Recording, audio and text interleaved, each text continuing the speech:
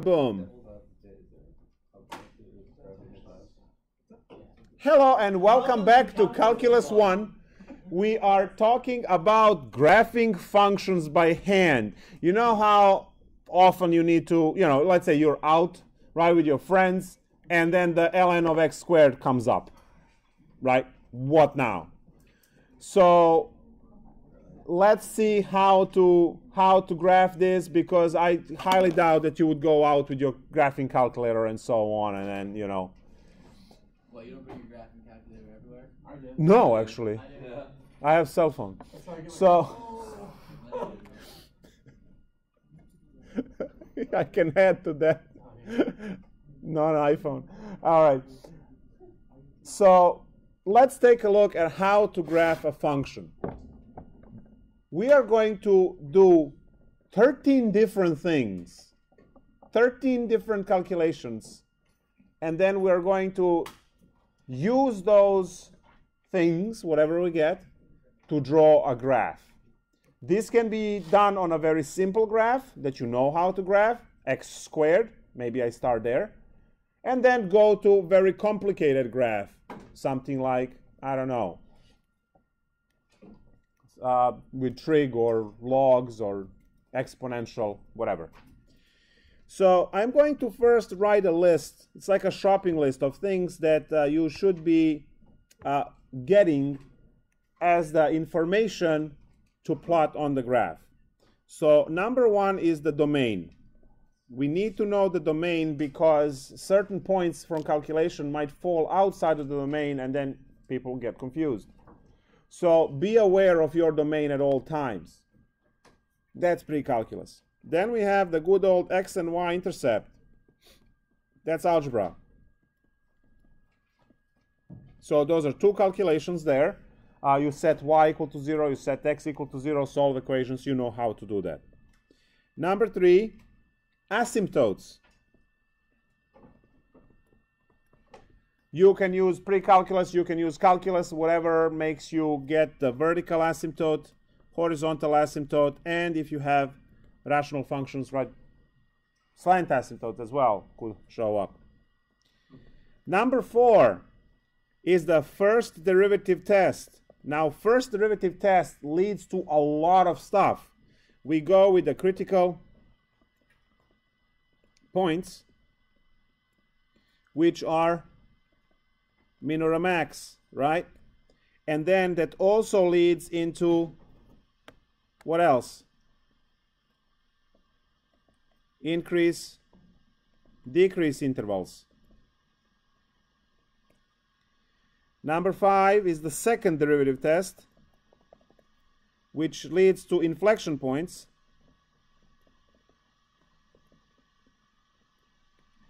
And that is concavity. Up or down. And then, in addition to this, you might want to look, this is rare, but you might want to look into symmetry, even odd functions, and all of these kind of things. Very rare. I usually don't even list that stuff. 6. Additional points. Some graphs will just plow through all of this and have none of them, right? Very scarce information. So you might have to compute additional points. And that's just basic. You plug x and you find what y is, and it's actually a point. So very straightforward. And finally, as the last is number 7 graph, finally. Now, I promised 13 things. I promised 13 calculations. And it is 13 calculations if you go and you say 1, 2, 3, 4, 5, 6, 7, 8, right? 9, 10, 11, and then min, max, and whatever else. So there are 13 calculations in there that you could do to draw a graph.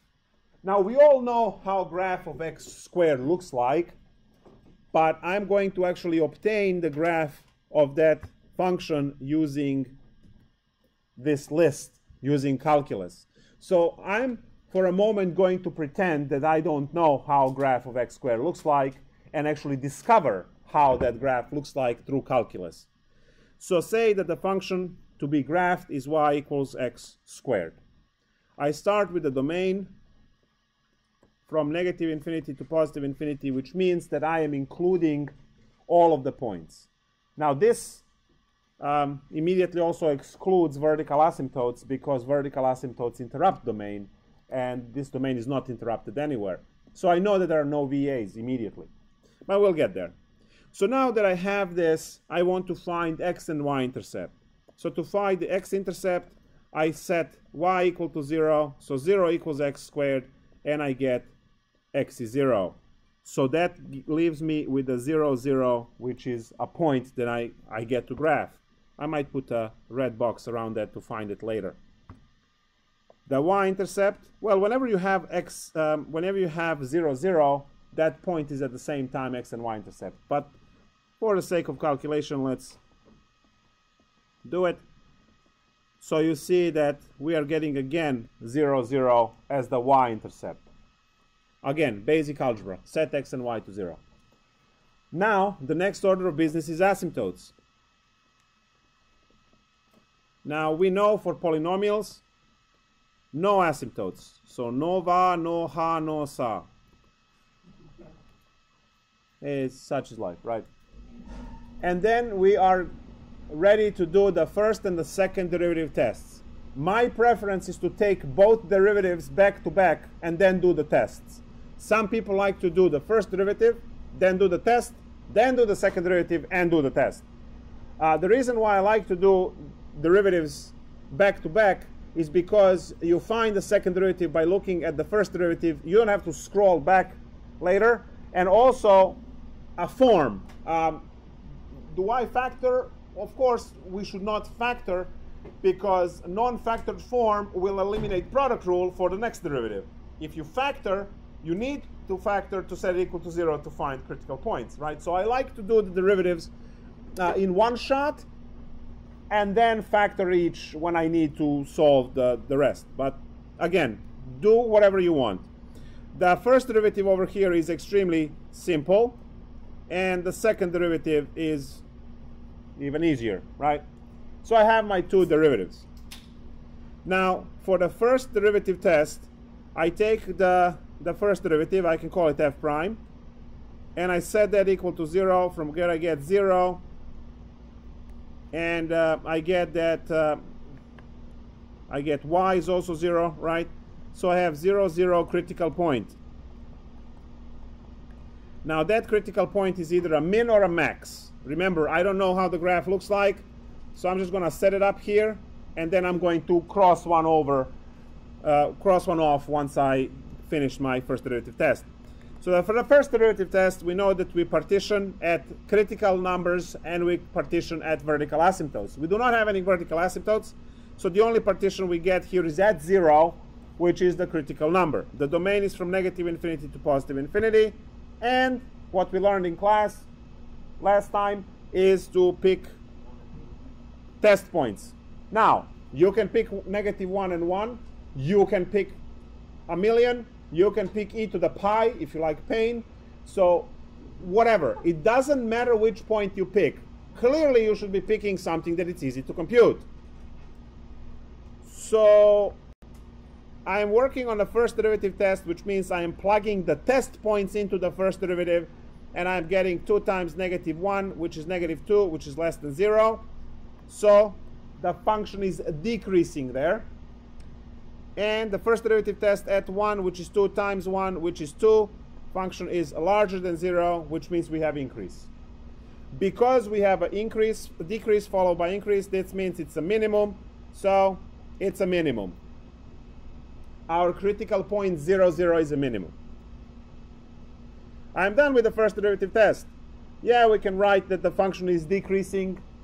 You know, we can write that answer long way, but we see it visually on the graph, so we're good to go. Second derivative test is the second derivative, which is 2, and we set that equal to 0 to find no solution, which means no inflection points.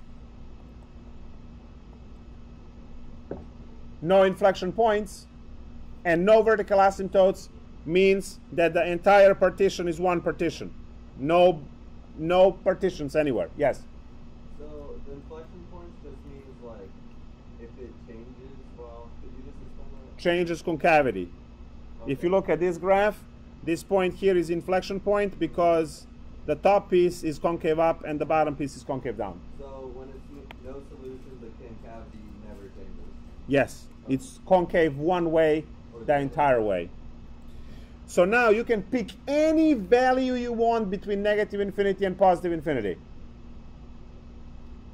And look why.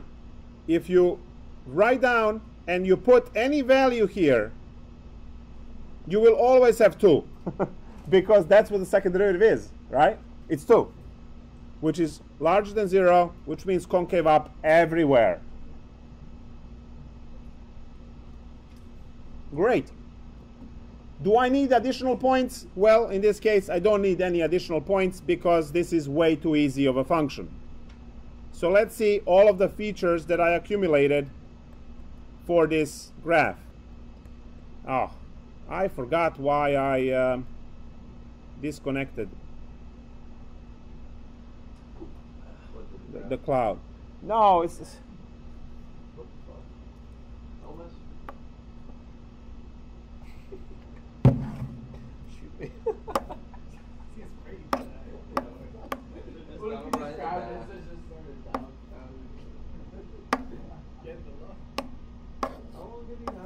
I just found it there and I pointed at him and he never noticed. all right. So what we have is, just remember the tagline from a few days ago. So guys, this is how we draw the graph. You have points that you got. X-intercept, Y-intercept, min, max. These are points that are going to be plotted on the graph. The only one that I have is 0, 0, which is a minimum. And what do we do for minimum points? We put a little smiley through them. We put a smiley through a minimum because that has to be the low, right? If it's a maximum, you put the frown through the point. So that's how you start these graphs. And then you say, all right, in this particular case, I know that the function has no asymptotes. Function has decrease up to 0. So let me draw a decrease up to 0. And I'll show increase after 0. And then you can also see that the whole thing is concave up at the same time. I just invented x squared graph from this one, from working out all of the points for this. So now what I'm going to do is I'm going to ask you to reinvent the graph for 1 over x squared.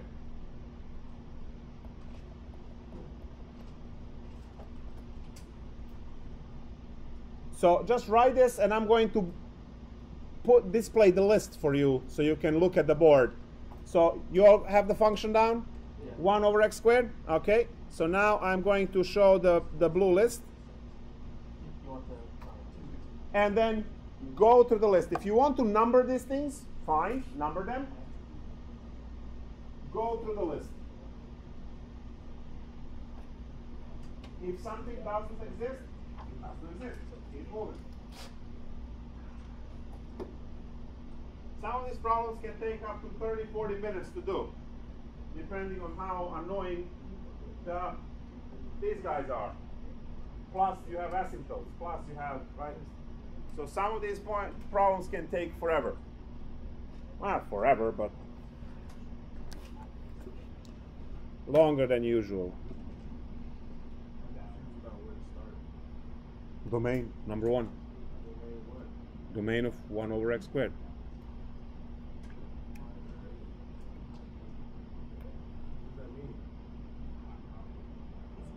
What's the domain of the function?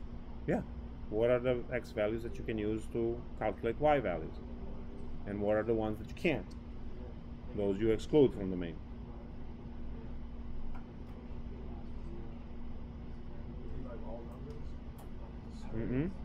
Something is, there is one at least.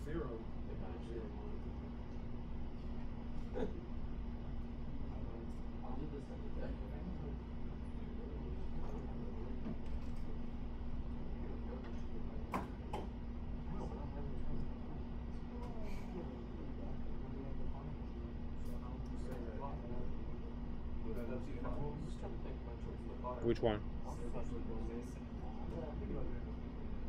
You know which point is excluded? Bad, but you still drink it. Yeah. So, what do you write for the main? Good. Union? Yep. Good. Go on, guys. Let's go.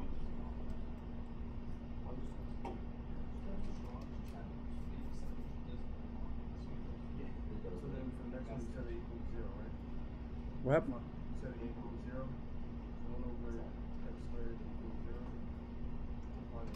Yeah.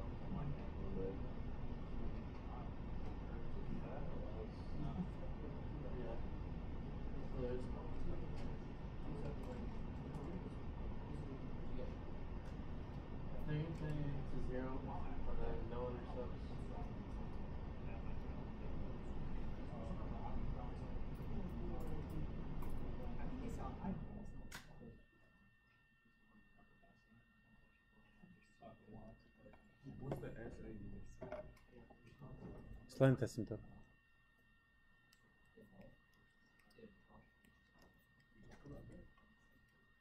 Pre-calculus. Only 4 and 5 are calculus. Everything else is either algebra or pre-calc.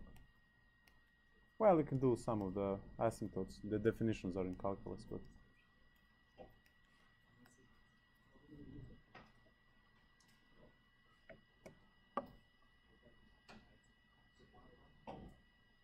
you remember when the exponent is by 1 bigger? We don't have it here, but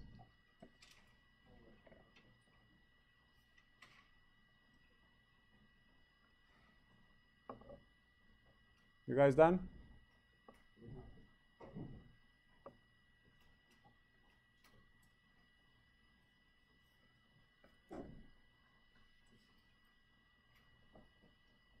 You should have like a math party this weekend.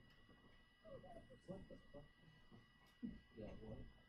Like just like all get together and just like Math party? Tricking in derivatives, yes. That would be fun. Don't freaking drive. What's that? Don't freaking drive. Yeah. What's that look for? Me and Eli did that. Best time to have that fun after this class is over. Yeah. So happy. I turned in a beer stained lab. Oh my god. Yeah. Classic. Anything but, man. You know he's done that before. Not a shot. You don't think so? No. No way. What?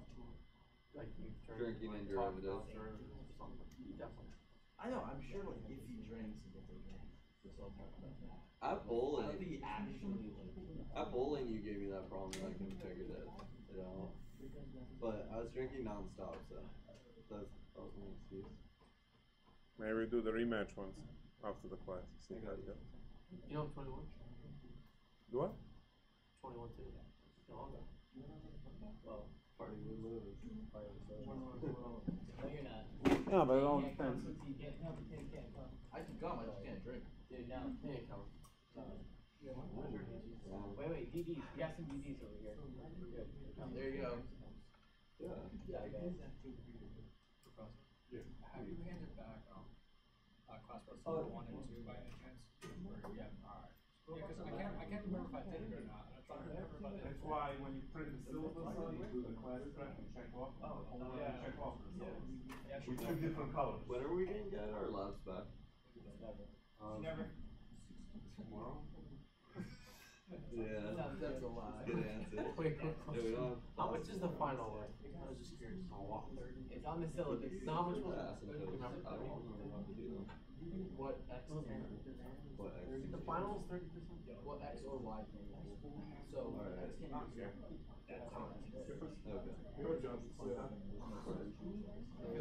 So you just said like Are you possible? I don't know why. like I get what you're saying. Like it's Thursday. I mean the best man. The last Later's gonna be the last test. Yeah. Oh, back Going to to see how well it was.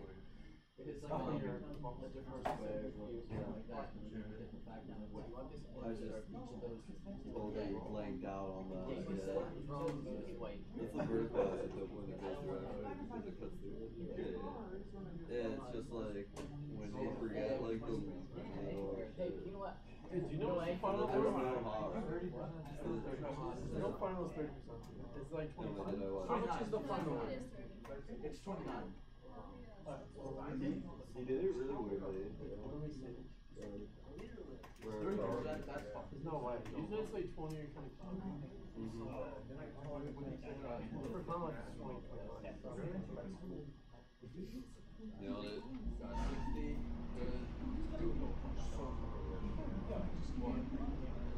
No, he was talking about how you get a 55 so fast. I was like, Me too. no, it's 29. I'm like 29. Hey, that's 1%, man. What is it? I have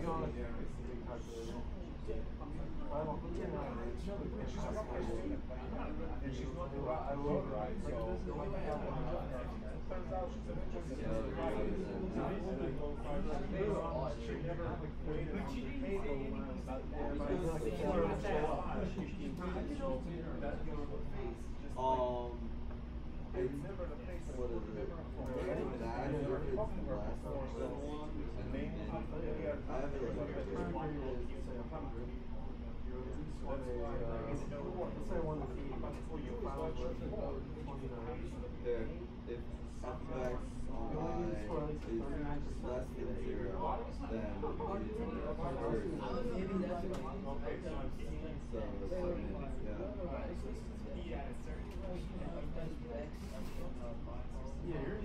wait, no, you need to test the points, that's all. I remember.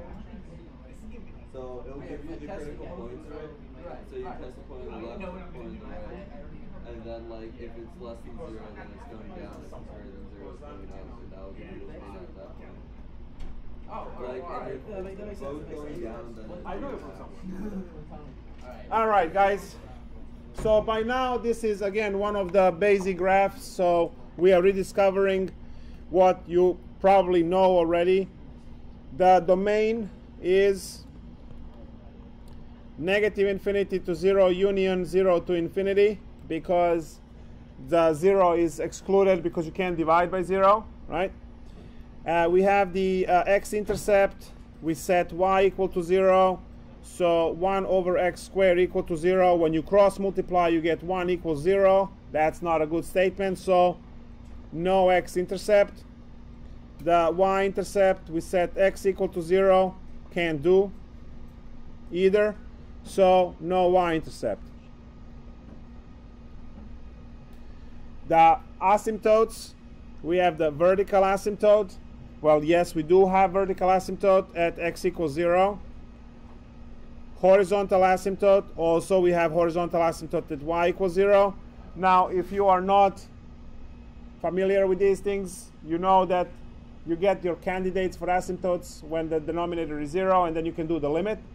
And also for horizontal asymptotes, right? You can prove it by limit x goes to infinity of 1 over x squared, and you know it's 0, right? Slant asymptote, no slant asymptote, because the degree of the numerator has to be by 1 larger than degree in denominator. Well, the degree in the numerator is 0, the one on the bottom is 2, so it doesn't fit there. So we are now at the first and the second derivative. So first derivative is going to be negative 2x to the negative 3. And see, this is what I said. I like when I have this form. This is a perfect form to immediately take the second derivative, which is 6x to the minus 4. And now I fix these derivatives to the form that I need to use them to calculate, which is 2 over x cubed, and the second derivative is going to be 6 over x to the 4th. So this is the reason why I take derivatives together. And now I go with the first derivative test. First derivative test means to set the first derivative equal to 0. And when we do that, we find no solution. But we remember that we have the vertical asymptote at x equals 0, so we can partition at 0. Domain from negative until positive infinity. We pick, again, negative 1 and positive 1. Or you can put e to the 2 pi squared, if you like that better. So the first derivative calculated at negative 1 is going to be negative 2 over negative 1 cubed, which gives me what? Positive 2, right? So it's increasing. And the first derivative, calculate again, gives me negative 2. So now it's decreasing. Now this might look like, hey, there is a maximum at 0, but remember, no critical point at 0, right? It's a vertical asymptote. So I'm moving to the second derivative test. And we take the second derivative set equal to 0, and we also find no solution there, because 6 is not the same as 0 when you cross multiply. No solution means no inflection. But we can still do partitioning because we have the vertical asymptote. Remember that vertical asymptotes partition as well. So negative 1 and 1. Test points. Second derivative computed at negative 1 is 6 over negative 1 to the 4th. It's the even power, so this works out to be 6. We have concave up. Second derivative calculated at 1 is 6. 1 times 1 to the 4th power, which is also 6. So both of these concave up. So at this point, we have enough information. If I get stuck, I will calculate additional points. So what I do now is I draw the XY plane, right? And then I start with asymptotes. I have a horizontal asymptote, which is the x-axis, and I have a vertical asymptote, which is the y-axis. Then I look to the left. To the left of 0, I have increase plus concave up. Now, remember what we said. Stuff can be increasing this way, and stuff can be increasing this way. One of these, both are increasing. One is concave up, one is concave down. So hopefully you clearly see that this is the correct one to use, because it's concave up and it's increasing, has to follow asymptotes. Boom, done. On the other side, I have decreasing plus concave up. So that has to be this guy. There's no question about that.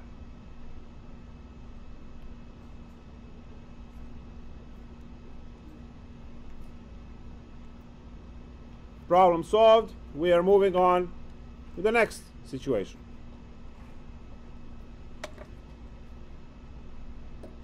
So all of these problems, guys, are very systematic, very structured.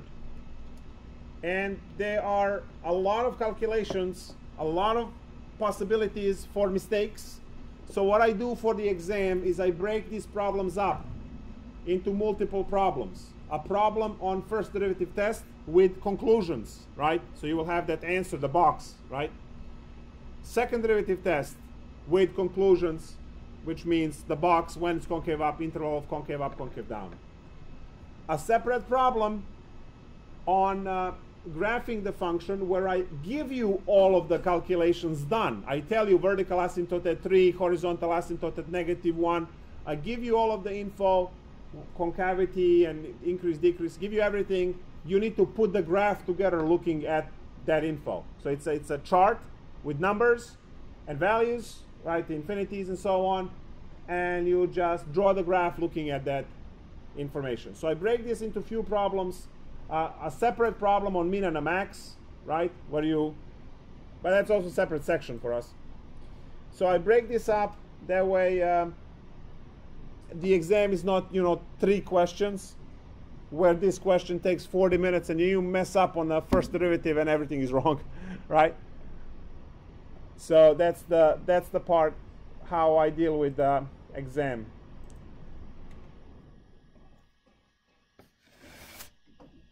The next part, so let's see what would be cool. Maybe, without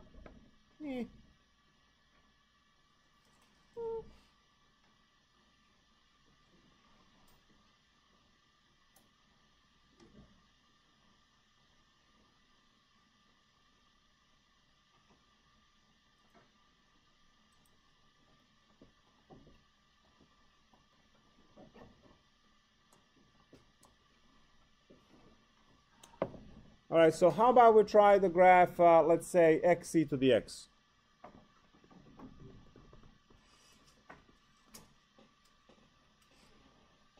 So this is a bit spicier version, right?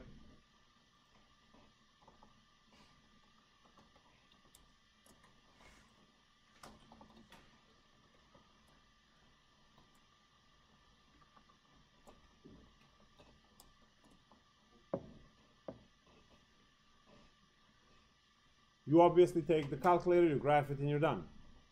Look up the domain. Why are you looking up the domain? You have the theorems from Calc1. The theorem in right we did in continuity. What do we know about continuous, right? The vertical asymptote and breaks in the domain happen when the function is not continuous. So x is continuous everywhere. E to the x is continuous everywhere. So negative infinity to infinity. Good. Those are all theorems that we need to know. Yeah, like there's an asymptote of 0. In the middle, I feel like the press is sometimes those who just need to deal with things. You should let Brian do it.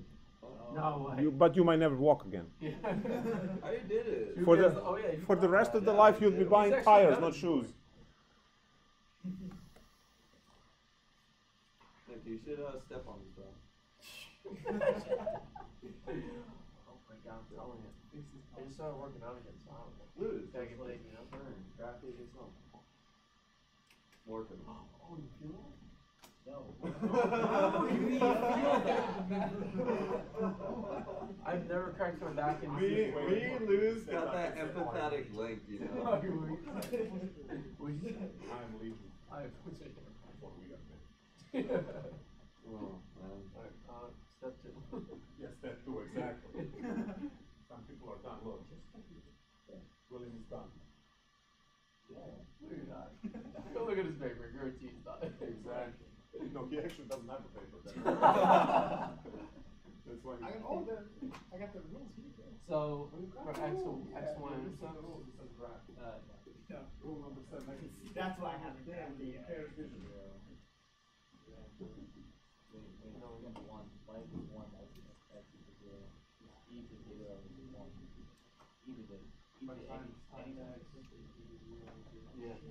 Yeah, it's No 0. intercept. Yeah. Y-Intercept 0. No, there's no intercept. Well, you said Y equals 0. Huh? Well, right now you're looking at people's data doing that. It's practically we don't care. That's the idea. I Takes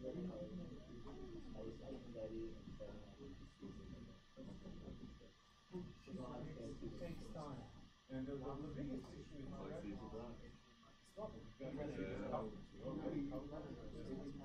Yeah, that's what I was depending on your big Sometimes I look at that and I like looking at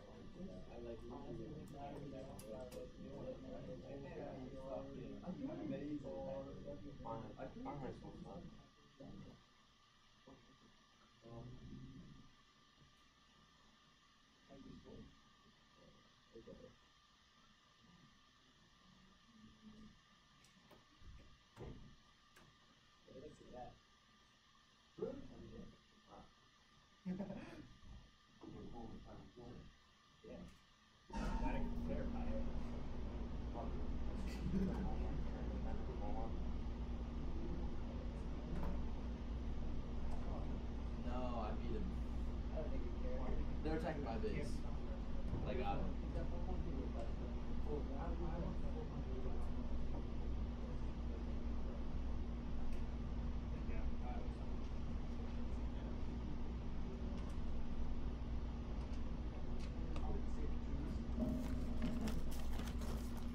I never waste my space on giants.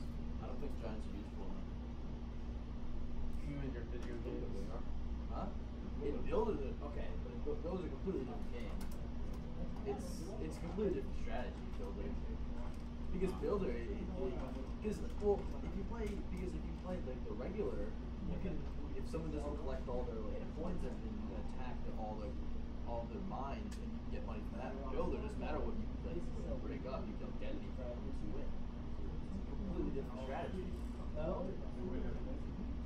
What the yeah. Yeah. Yeah. You can't pass up on the opportunity. All right, let's take a look. So domain, next one, X-intercept. Set y equal to 0, which is x e to the x equal to 0, from where x is equal to 0. And e to the x equals 0 has no solution, so we just have 0, 0. Now having 0, 0 as x-intercept, that means that the y-intercept is the same thing. Asymptotes. Do we have any asymptotes?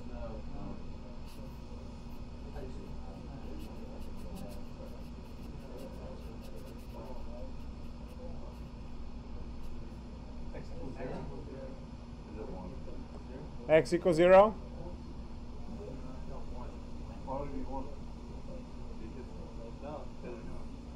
So let's start. Vertical asymptote. None, right? Horizontal asymptote. Well, let's check. Limit x goes to infinity of x e to the x.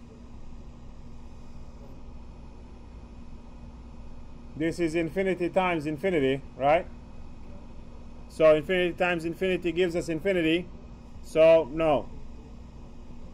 Slant asymptote, none immediately, because these are not polynomials. What about negative infinity for horizontal asymptote? Horizontal asymptote for negative infinity. I think it might be 0. All right, let's check the horizontal asymptote for negative infinity, guys.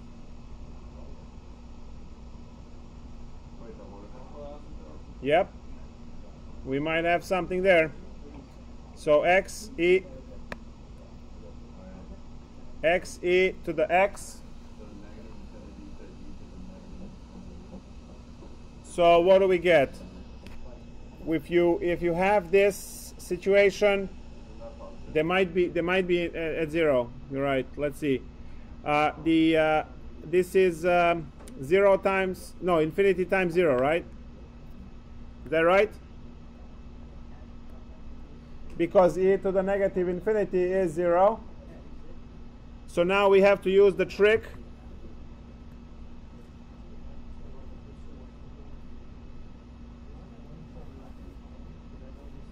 Oh, but you don't know this trick yet. This trick is in 4.7. All right. A little bit unfair. So now it's 0 over 0. So that's e to the x over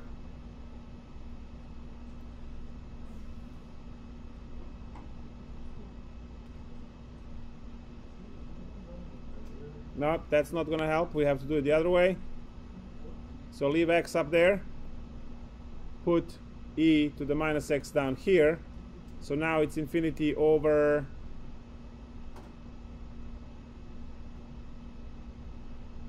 oh, that's a negative infinity. There we go. So negative, negative. So now it's infinity over infinity. And the derivative of this is 1 over negative e to the negative x. So, yep, 0. Nice. Horizontal asymptote at y equals 0. For the left side. For the right side, we get infinity. So this one is infinity. We have the behavior, end behavior. There we go. We learned that in chapter 2.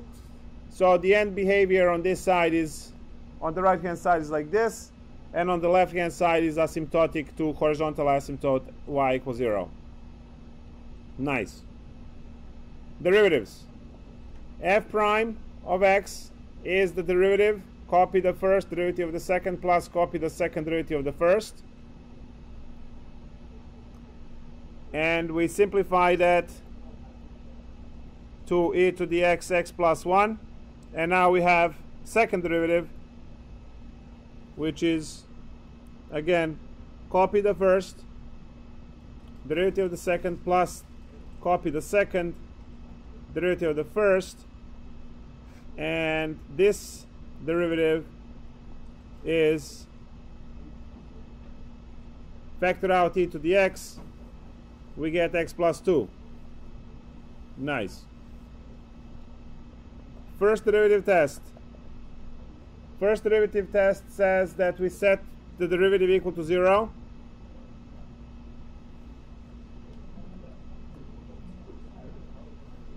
And e to the x has no solution, but then x plus 1 will give us a solution. So x equals negative 1 is the critical point.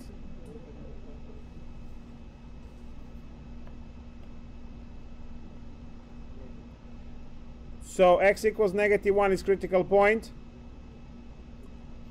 So negative 1 comma, when you plug in negative 1 in original equation, you get negative 1 over e as the y value, and that's going to be either min or a max. We'll cancel it later. I'll cross out, so it's either min or a max. All right. So we do the partition here, and the only partition that we have is at the critical point. There are no vertical asymptotes this time. So at negative 1.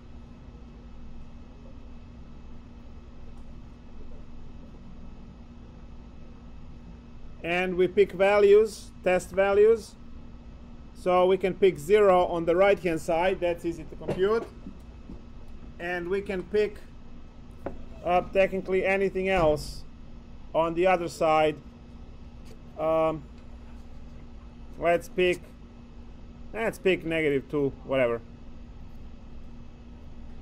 So the first derivative test now, when we calculate 0, we get e to the 0, 0 plus 1 when you plug in 0, right, for x, and you get 1, which is larger than 0, which means the function is decreasing at 0. First derivative at negative 2 is e to the negative 2, negative 2 plus 1, and this is actually negative 1 over e squared. Now, e squared is always positive because it's squared, and negative 1, so negative divided by positive is negative. So we have a decrease, which tells us that the critical point is a minimum.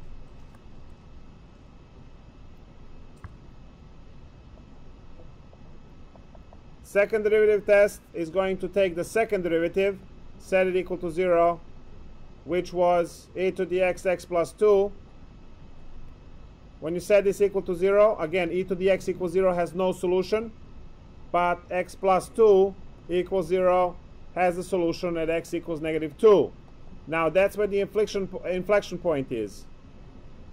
Now the point is actually -2, and then plug everything in the original equation, we get -2 over e squared. So that's the inflection point. We do our partition, again from -infinity to +infinity, and the partition is done at -2 because that's the only value. Again, no vertical asymptotes. We can choose 0, easy calculation, and then I don't know, -3, whatever. Second derivative computed at 0 is e to the 0 plus 2, which is 2. And that is larger than 0, so concave up on this side. Second derivative computed at -3 is going to be e to the -3 plus 2, which is -1 over e cubed. Now e is a positive number. When you cube a positive number, you get a positive number. So negative divided by positive is negative, therefore concave down.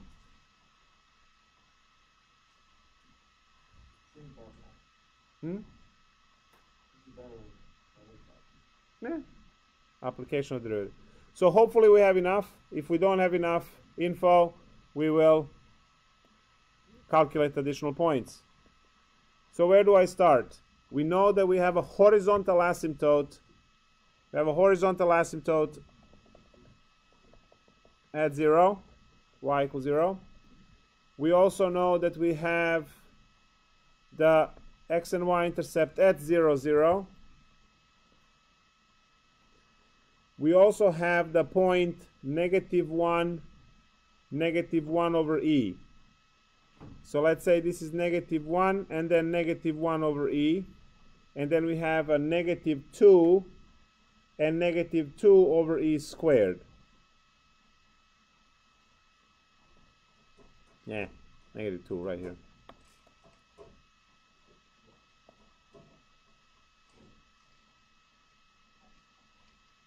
The graph, if you look at me over here, the graph will go like this.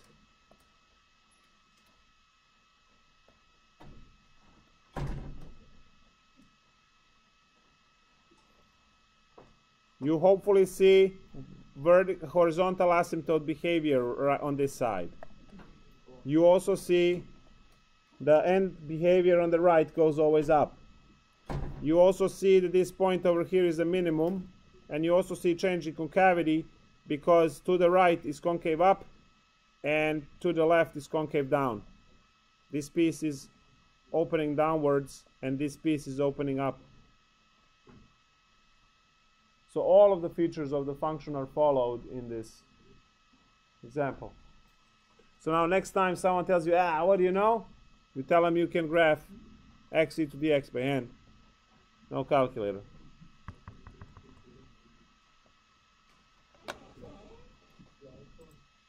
Which in my book school. Right?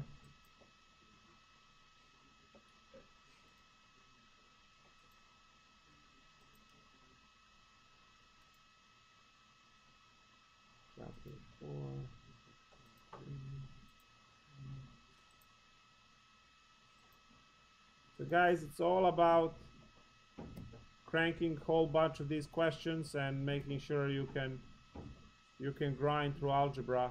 They have a lot of cool stuff, 21 to 36. You can do them all if you have time and you like this. Let's take a look at another textbook example. So I just did x e to the x. They have a question x e to the -x squared. And a whole bunch of other stuff, x squared times ln x, e to the -t times sine t. and so on. Maybe I should do this problem 27, which is sine x minus x. Do one of the trig ones, huh? Yeah. How about that? I know how much you love trig, so sine x minus x on 0 to 2 pi. So I'll give you 23 seconds. See what you guys can do on your own. Let's go. Domain, x-intercept, y-intercept, all of that stuff. By the way, intercepts you can't calculate using math. You actually have to.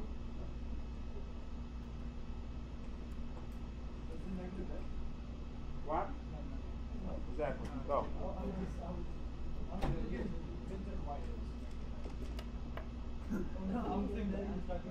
Be right back.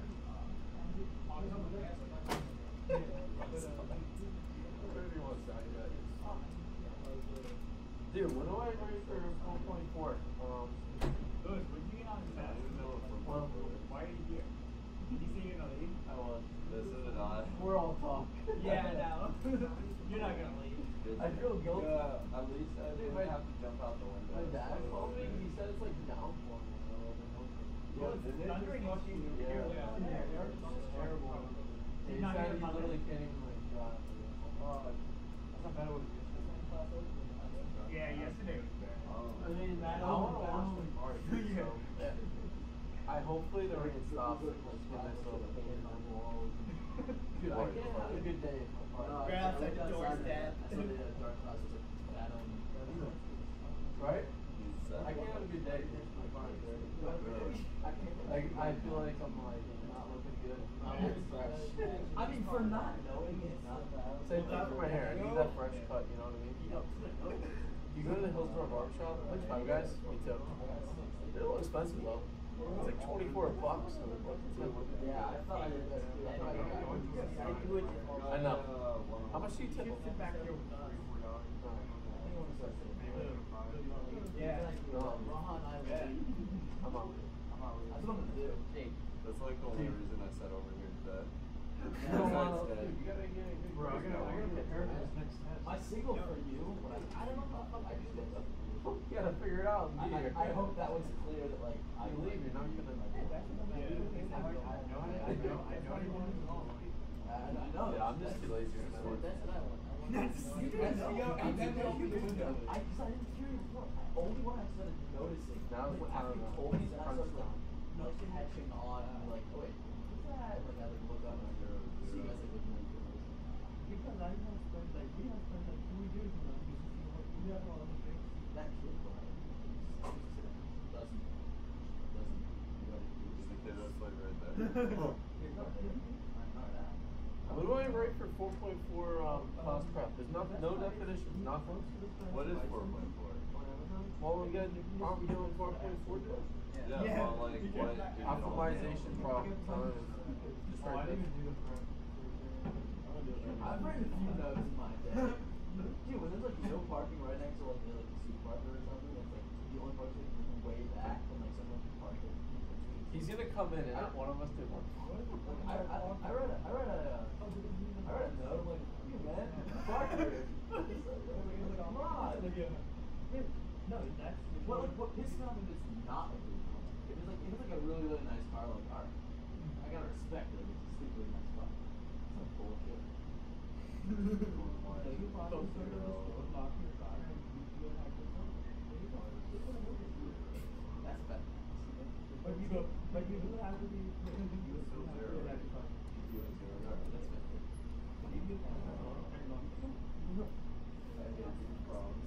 Real quick stop. No, 10 out of the last. Those people are so slow though. They spend 5 minutes just to catch it. Yeah. That's true. The people that, dude, oh my god, I was gonna tell you once, and I was looking at the mail company, and like, I'm in like, I don't see it. It's 11:30 in the morning. There's like 2 3 over there. This guy's like pulling out corners, like, that is one. I was like, you're not gonna be paying all the wasn't even like, it was like $10 worth of things, all coins.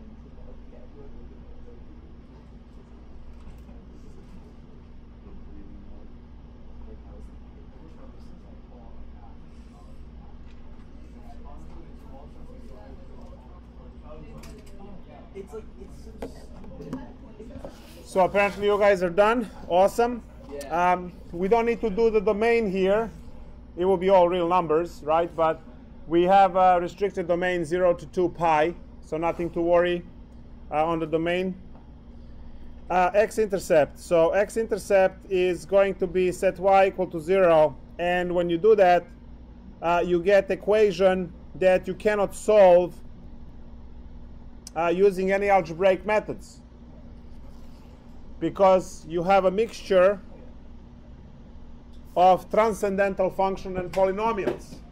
The way this is actually solved is by graphing, but you're trying to learn what the graph is, so you actually have to skip this part, because technically you are not able to determine these decimal answers here.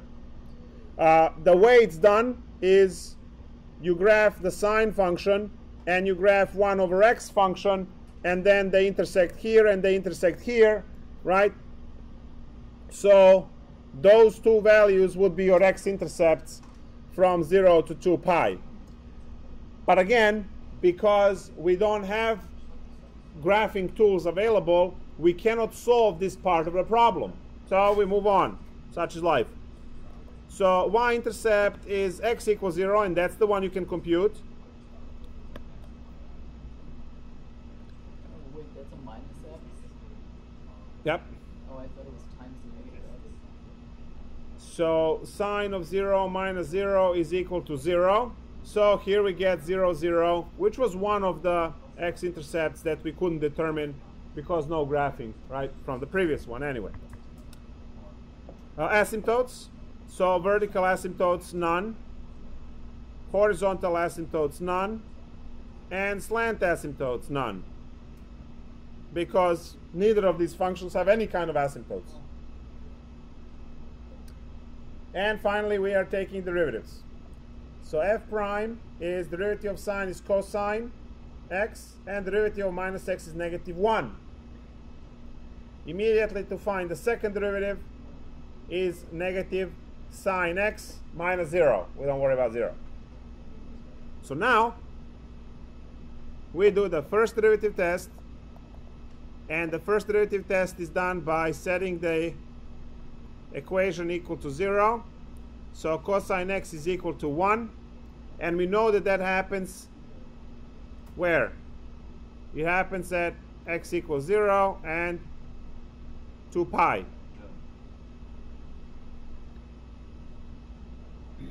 So now those are critical numbers.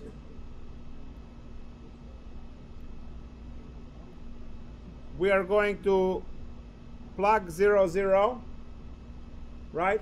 Plug 0 back. And then when you plug in 2 pi back into original equation, you get 2 pi and negative 2 pi, because you have sine x minus x. If x is 2 pi, sine of 2 pi is 0 minus 2 pi. So these are the critical points. Next is the partitioning.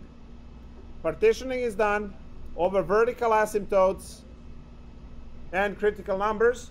We don't have any vertical asymptotes, but we do have two critical numbers. We have a critical number at 0 and critical number at 2 pi. Now, you know what's cool stuff?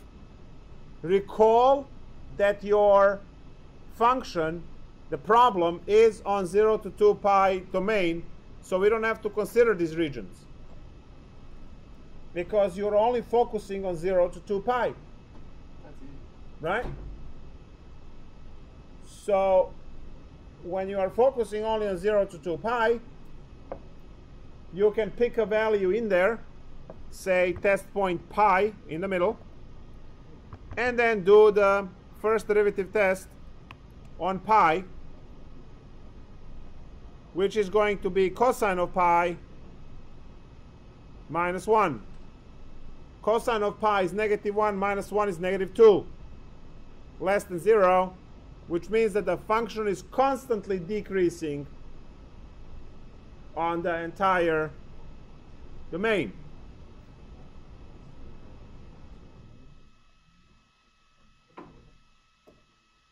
Now, wouldn't that immediately mean, because we are on a closed domain, the function is continuous, and you have the theorem, we know that we attain absolute max, absolute min, so you have absolute max at 0 and absolute min at 2 pi.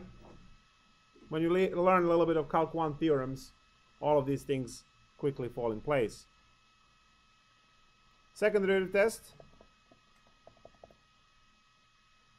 is negative sine x equals 0, x equals 0, pi, 2 pi. So those are all values that we have, and then when you plug them back in the original problem, you get 0, 0, sine of, so pi and negative pi, and 2 pi and negative 2 pi. So these are inflection points. Again, you have 2 endpoints and just 1 in the middle.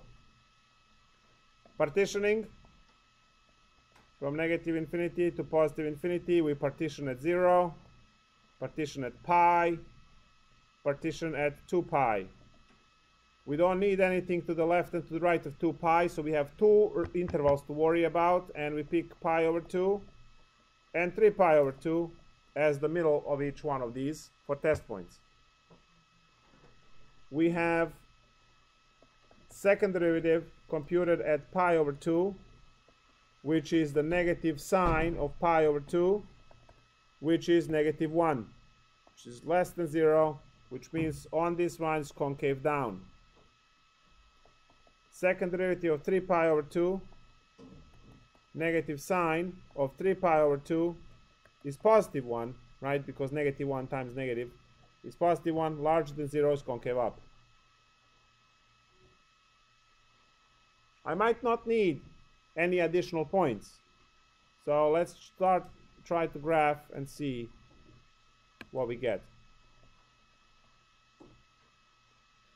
So we're only concerned from 0 to 2 pi. So let's say 4 units pi, 4 units 2 pi. I know there is a point at 0, 0 that is on the graph. I also know that there are points pi and negative pi.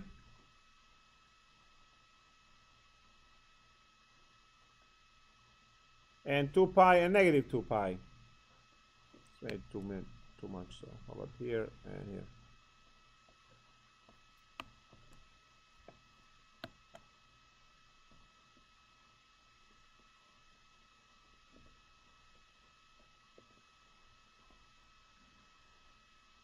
We know that the function is decreasing everywhere. All I need to do is to fill in concave down and then changes, so concave down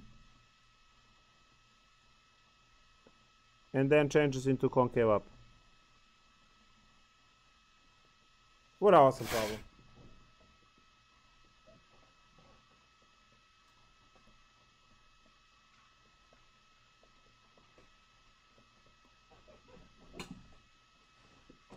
There you go. So entire thing is decreasing. You can see down this, right? And then that's the concave down part because it opens down. And then the concave up part, right, opens up. Nice. And now you can take your calculator and take a look at how this looks on the graph. Multiply, sorry, not multiply, go sine x, cosine minus x, and graph. It's really cool. That's graphing. I hope, we did 4 or 5 examples. Hopefully you will do a lot more of these examples over the weekend. And then if you have any questions on problems that you got stuck on, let's take a look at that first thing Monday. All right? At the beginning of the class, bring those homework exercises up and then we'll go through that. So break, and then 4-4 after the break.